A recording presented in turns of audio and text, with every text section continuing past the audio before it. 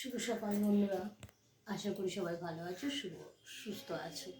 আজকে শিবরাত্রি কালকে লেগেছে, কালকে অনেকে করেছে, আমি কালকে করিনি। আমি আজকে রাত্রে শিবরাত্রি পালন করছি। আজকে আমি কালকে করিনি।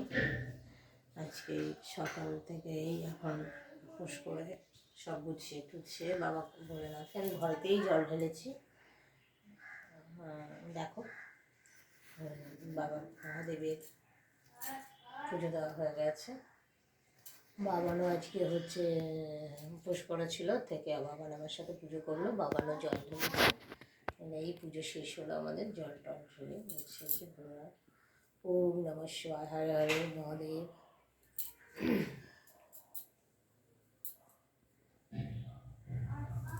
একসাথে সব ঠাকুরেরই পুজো দেওয়া হয়ে গেছে।